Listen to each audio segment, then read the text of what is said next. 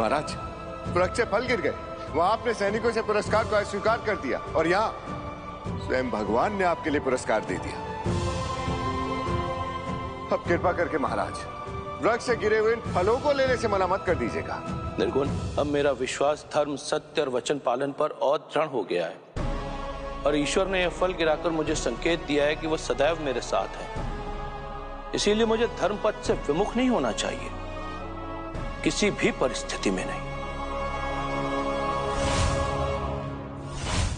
राजा हरिश्चंद्र ईश्वर के उस पुरस्कार के अधिकारी थे देवी, क्योंकि वो न केवल कड़ी परीक्षा दे रहे थे, बल्कि अपनी परीक्षा के कारण इस समाज को, इस संसार को सीख दे रहे थे। घूस ना लेने की सीख, किस दान को स्वीकार करना चाहिए और किस दान को नहीं, इसकी सीख। और यह सीख भी कि दान देने वाला और दान लेने वाला दोनों का योग्य होना आवश्यक है। और इतना ही नहीं देवी, उन्होंने इस समाज को यह भी सीख दी कि आप चाहे कितने भी निर्धन हो, मार्ग में पड़ा हुआ धन आपका नहीं होता और उसे गुप्त दान समझकर उठाना नहीं चाहिए। ऐसे आदर्शवादी थे सत्यवादी राजा हरिश्चंद्र। फिर भी उनकी इतनी कठिन परीक्षा? क्योंकि कर्मफल तो बदलते नहीं है ना देवी। हाँ, भविष्य अवश्य संवरता है अपने सत्कर्मों से। तो उसके बाद क्या हुआ राजा हरिश्चंद्र के साथ? क्या उनकी परीक्षा का अंत हुआ या? नहीं देवी, अभी तो अंत दूर था। अभी तो उनकी परीक्षा और चलनी थी।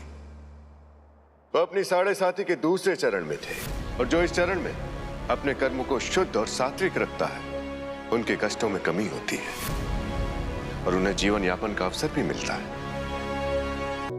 ओ लकड़हारे भैया, अरे भाई लकड़हारे सुनो मेरी बात। अरे भैया सुनो मेरी बात, लकड़हारे, जब मैं प्रतिदिन तुम्हें लकड़ियों के बदले धन दे रहा हूं, तो आज तुम लकड़ियां देने से मना क्यों कर रहे हो? मैंने आपसे कहा ना, मुझे परदेश जाना है, इसलिए मैं लकड़ियां नहीं दे सकता।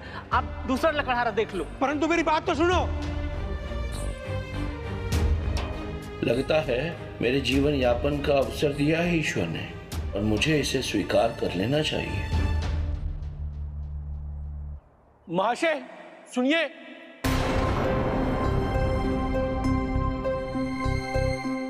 जी कहिए, क्या बात है? आपको प्रतिदिन लकड़ियों की आवश्यकता है? हाँ है। तो मैं आपको लकड़ियां लाकर दे सकता हूँ। तो उसके बदले में मैं तुम्हें धन दे सकता हूँ जो मैं उस लकड़हारे को देता था, परंतु तुम्हें कल से ही लकड़ियां देनी होंगी। दूंगा।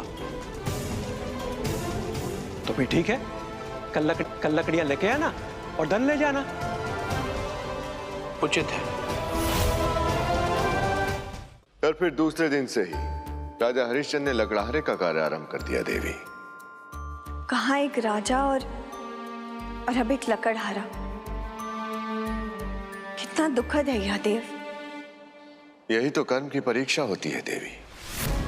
और कोई भी कर्म छोटा या बड़ा नहीं होता। जिस कर्म से किसी का भरण पोषण हो और जिस कर्म में कोई पाप लिप्त ना हो, वो कर्म तो छोटा हो ही नहीं सकता देवी। और जो अपने कर्म का सम्मान करते हैं, अपने कर्म को पूजते हैं, मैं भी उनका सम्मान करता हूं।